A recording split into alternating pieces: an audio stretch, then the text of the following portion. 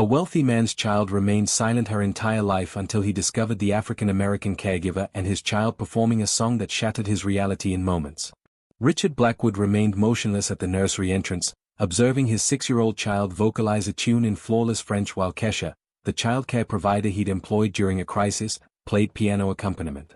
Isabella, identified with communication withdrawal disorder at age 3, had remained voiceless for more than 2 years.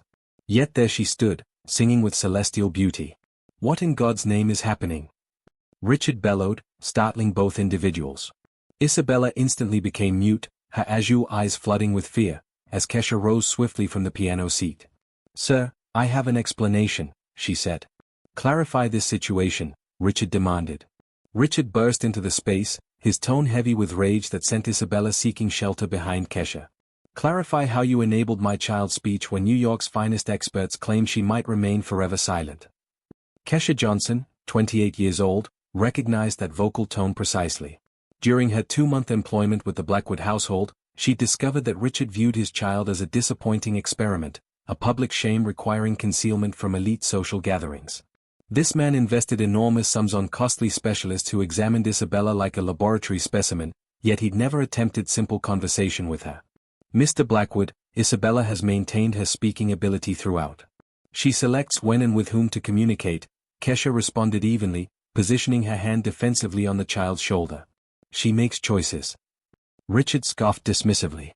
"She's 6 years old and essentially speechless.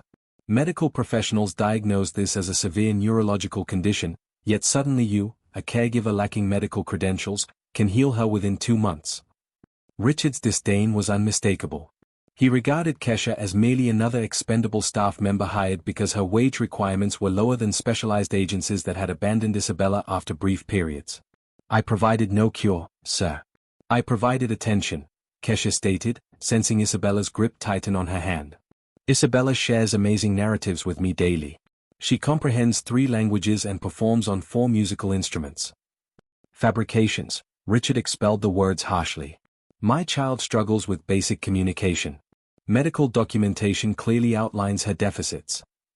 Isabella then performed an action neither adult anticipated. She emerged from behind Kesha, gazed directly at her father, and declared in a lucid, sophisticated voice, "Papa, I speak. I simply don't communicate with individuals who refuse to hear me." The ensuing quiet was overwhelming. Richard grew ashen as though encountering a specter, while Kesha beamed with pride at her child's bravery. "This cannot be," Richard whispered, stumbling backward. "The physicians, the examinations, years of treatment." Isabella persisted, her voice gaining confidence. "Kesha inquires about my thoughts. You only question the doctors about my problems."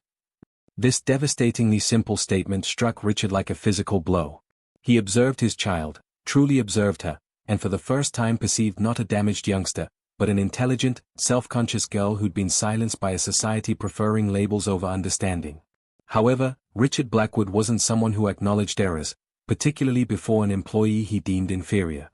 His expression hardened once more. "Kesha, you're terminated. I demand your immediate departure from my residence." "No!" Isabella shrieked, grasping Kesha's clothing.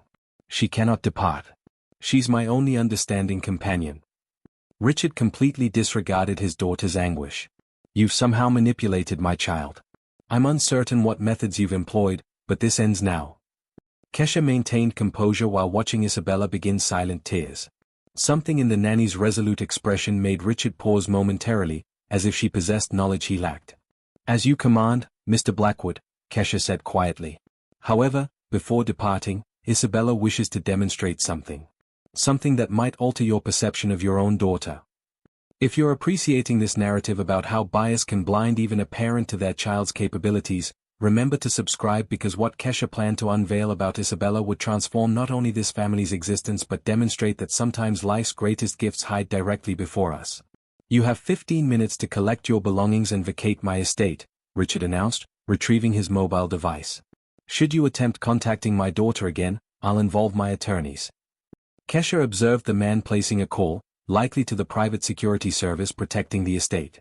Richard Blackwood exemplified the type of individual she'd learned to identify after years serving Manhattan's wealthy families, rich enough to purchase anything except the capacity to recognize his own child as a complete human being. Mr. Blackwood, Kesha said calmly, despite seeing Isabella still clinging to her dress. Might I at least explain my discoveries about Isabella during these past 2 months? There's nothing to uncover, Richard interrupted, ending his call. My daughter has documented limitations diagnosed by qualified experts. You lack medical training. You lack therapeutic credentials. You're merely a caregiver who managed teaching some tricks to a confused child. The word merely resonated through the room like a slap. Kesha Johnson had graduated Columbia University with distinction in child psychology, spoke 4 languages fluently, and possessed specializations in cognitive development and childhood trauma. Yet to Richard, she would forever remain just an African-American nanny he'd hired for 20% less than specialized agencies charged. Papa, please, Isabella pleaded, her first words to her father in over 2 years. Kesha demonstrated that I'm intelligent. She educates me about things the doctors never did. Richard didn't even glance at his daughter. His gaze remained locked on Kesha with a coldness she knew intimately, the look of someone accustomed to discarding people like disposable items. Isabella, go to your bedroom. The replacement nanny arrives tomorrow morning, he commanded as though addressing a disobedient animal. I don't want a replacement nanny, Isabella screamed, clutching Kesha's dress more tightly. I want Kesha. She doesn't treat me like I'm damaged. Richard then performed an action that shocked even Kesha, who was familiar with high society's disguised cruelty. He lifted Isabella with unnecessary force, completely ignoring her screams and pleas, and transferred her to Carmen, the housekeeper who'd appeared at the entrance. Carmen, escort Isabella to her room and secure the door. She remains there until I've resolved this situation, he stated as though giving disposal instructions. Kesha. Isabella yelled as she was dragged away, her tears echoing through the corridor. Don't abandon me. Please don't abandon me. The sound of Isabella's bedroom door locking pierced the air like gunfire. Kesha stood immobile, processing this man's complete coldness who had just traumatized his own child to preserve his convenient reality version. Richard then faced Kesha with a smile that didn't touch his eyes. You have 10 minutes. If you don't depart voluntarily, I'll summon security. Kesha Johnson had grown up in Brooklyn, daughter to a cleaning woman and bus operator. She understood intimately the sensation of being underestimated, dismissed, and treated as inferior by people confusing wealth with intelligence. However, she'd also learned something Richard Blackwood had yet to discover. The most dangerous individuals are those you completely underestimate. Mr. Blackwood, she said, maintaining vocal control while gathering her purse. May I pose a simple question? Richard glanced at his gold Rolex with theatrical impatience. Quickly. Do you genuinely believe your daughter is incapable, or do you fear discovering she's more intelligent than you realize? The question impacted Richard like a stomach punch. He stepped toward Kesha, fists clenched. How dare you question my parenting abilities? I've invested fortunes in experts, therapies, treatments. I've done everything for my daughter. Everything except listening to her, Kesha replied softly. Isabella doesn't require more therapists, sir. She needs a father who believes in her. Richard laughed contemptuously. Parenting guidance from a 20-something babysitter without children. What a farce. Kesha opened her purse and retrieved a small digital recorder. Mr. Blackwood, during these past 2 months, Isabella has shared many things with me. Stories about her feelings when doctors discuss her as though she's absent. Her sadness when you cancel dinner parties because you're embarrassed to take her out. How she pretended mobility difficulties during a doctor's visit because she realized that appearing more limited brought more attention. Richard's face gradually paled as Kesha spoke. Your daughter isn't mute, Mr. Blackwood. She's a brilliant child who's learned that silence is the only method to receive affection in a home where being different is treated like an illness. Richard violently seized the recording device from Kesha's hands. You had no authorization to record anything in this house. This violates privacy. Isabella granted permission, Kesha replied calmly. She wanted someone to finally hear her voice. And there are numerous additional recordings, sir. 2 hours of conversations where your daughter displays advanced vocabulary, classical music knowledge, and emotional understanding that would impress any psychologist. Reality began forming in Richard's eyes like a distant tempest. For the first time, he understood he'd completely underestimated not only his daughter but also the woman before him. What are your demands? He asked, his voice strained. Kesha smiled for the first time since Richard entered the room.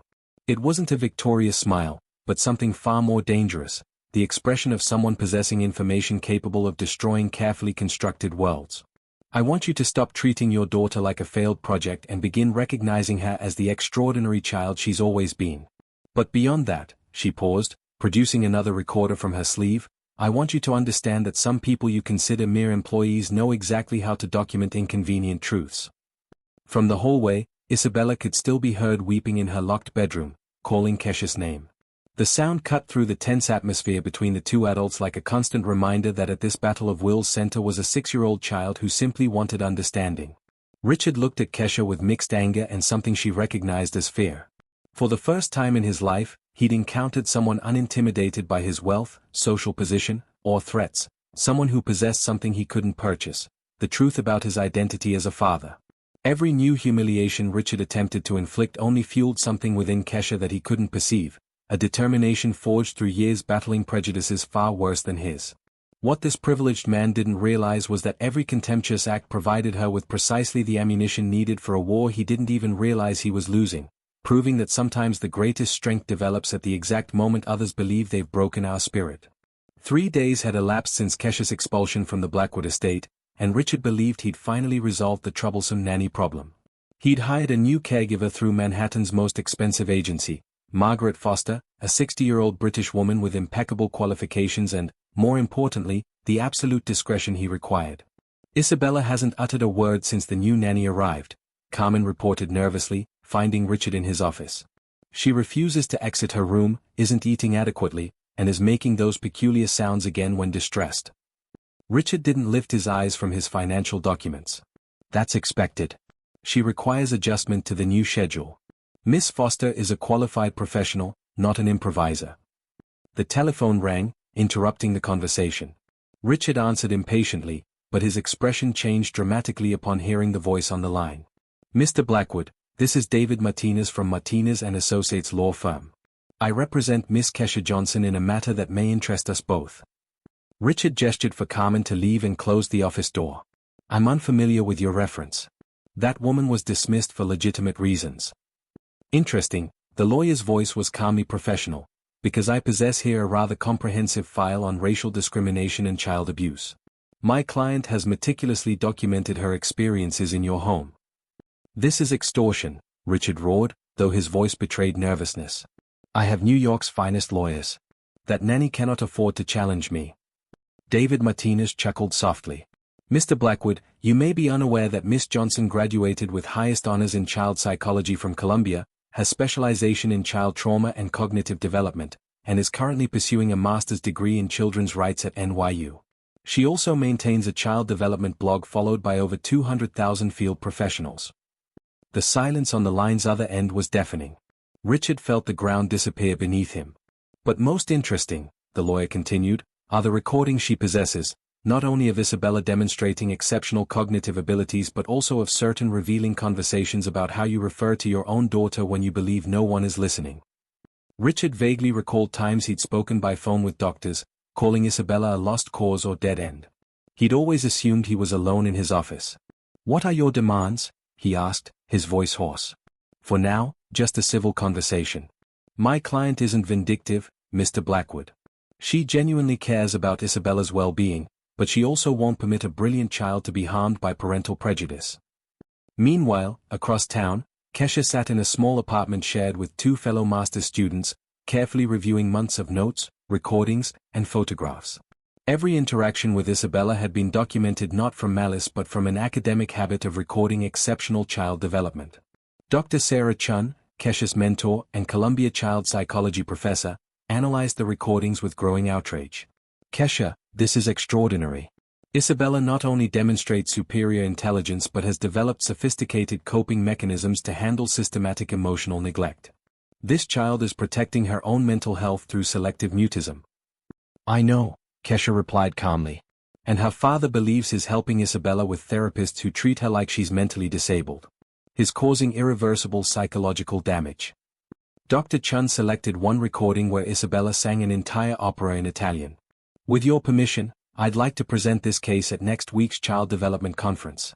It's a perfect example of how family biases can mask giftedness. Not yet, Kesha said, carefully filing away the documents. First, Richard Blackwood needs to understand that his daughter isn't a problem requiring concealment. she is a gift is wasting. Back at the mansion, Margaret Foster attempted unsuccessfully to get Isabella to eat something during dinner. The girl remained silent, moving her food around her plate with a distant expression. She was like this before the other nanny arrived, Richard explained coldly to the new employee. This is her normal behavior. Don't be deceived by theatrical tricks. Margaret, an experienced professional, watched Isabella with growing concern. In 40 years of child care, she'd never seen a girl so clearly traumatized being treated with such indifference by her own father. Mr. Blackwood, she said cautiously, perhaps the child would benefit from a more personalized approach. She obviously possesses above-average intelligence. Isabella has clear limitations diagnosed by experts, Richard interrupted. Don't encourage fantasies. That's exactly what the previous nanny did, filling her head with impossibilities.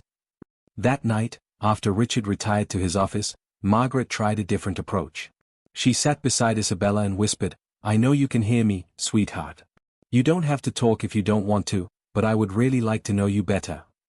Isabella looked up for the first time in 3 days. Slowly, she wrote something on a napkin and handed it to Margaret. Is Kesha coming back? It read in surprisingly mature handwriting. Margaret looked at the girl, seeing for the first time not a troubled child but a desperately lonely little girl.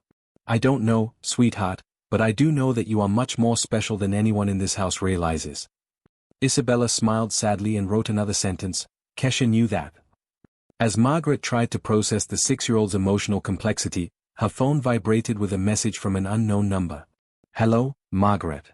I'm Kesha Johnson, Isabella's previous nanny. I know you're a serious professional and that you must be noticing strange things in the family dynamic. If you want to discuss what's really happening in this house, please contact me. Isabella needs our help. Margaret looked at Isabella, who had fallen asleep on the couch, still clutching the napkin with her questions about Kesha. For the first time in her career, an experienced professional found herself questioning whether remaining in a home was more harmful than beneficial to a child. Across town, Kesha was completing organization of what she'd begun calling Project Isabella, a complete documentation that would prove not only the girl's genius but the systematic neglect she suffered. David Martinez had made clear they had a solid legal case. But Kesha wanted something more satisfying than a court victory.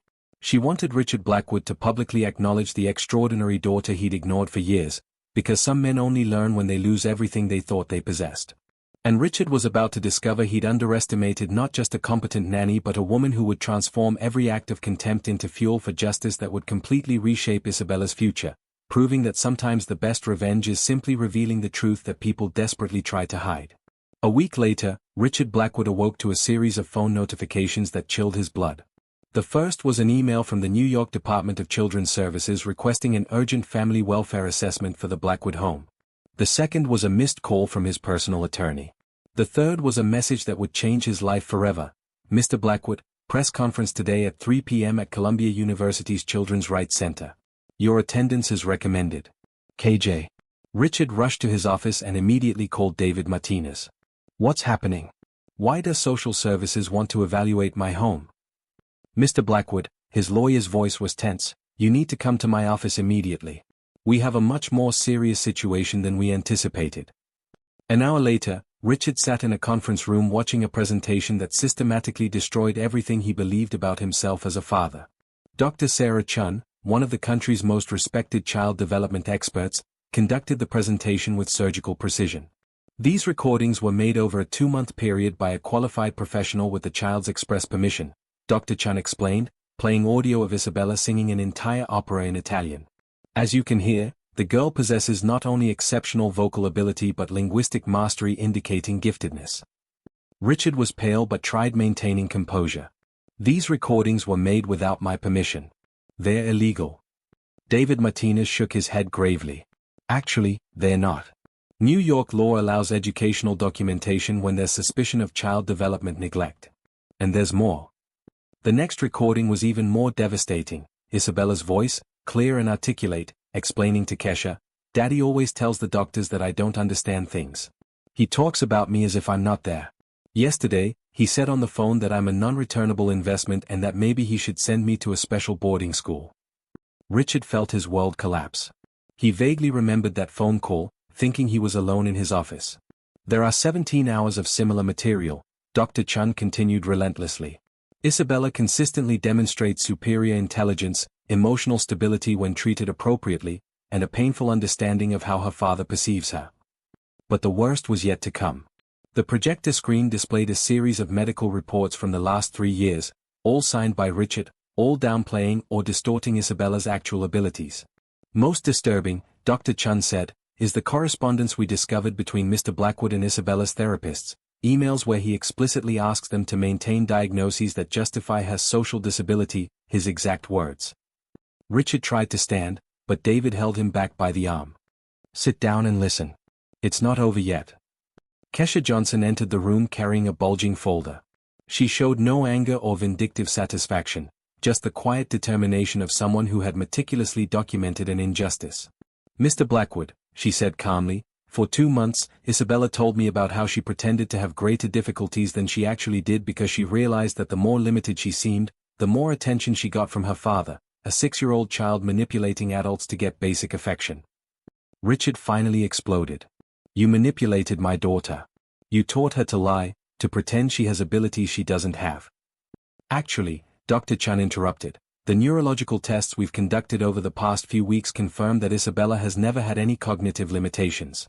The selective mutism was a response to systematic emotional neglect." Kesha opened the folder, revealing hundreds of drawings, musical compositions, and even short poems that Isabella had created during those 2 months. "Isabella didn't need to be cured, Mr. Blackwood. She needed to be seen." "But the doctors?" Richard stammered. "The doctors responded to your expectations," David Martinez explained coldly. "When an influential and wealthy parent repeatedly insists their daughter has limitations, professionals tend to find evidence confirming that narrative, especially when that parent pays very well for convenient diagnoses."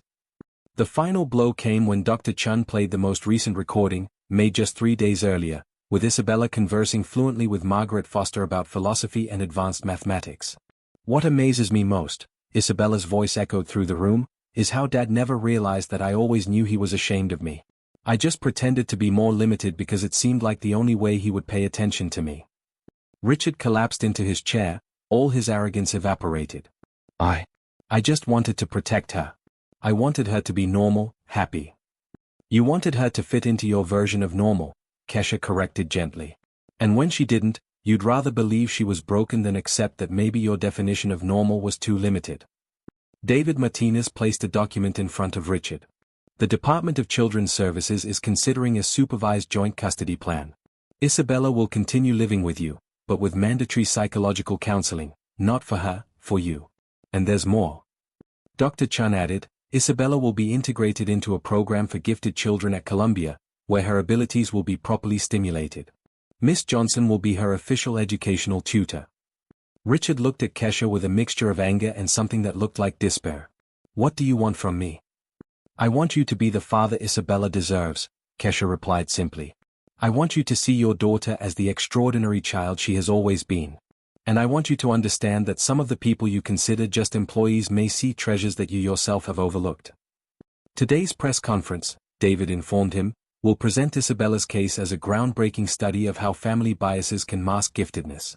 Miss Johnson will be recognized as an associate researcher at Columbia. Richard finally understood the full extent of his defeat. Not only had he lost credibility as a father, but the simple nanny he had despised was about to be celebrated nationally as the person who saved a gifted child from years of intellectual neglect. "Does Isabella know all this?" he asked, his voice breaking. Kesha smiled for the first time. "Isabella helped plan everything. She really wants her dad to learn to see her for who she is. She told me, 'Kesha, Daddy isn't bad. He just forgot how to look at me without being afraid.'" The forgiveness implicit in those words from a 6-year-old was more devastating to Richard than any legal punishment could have been.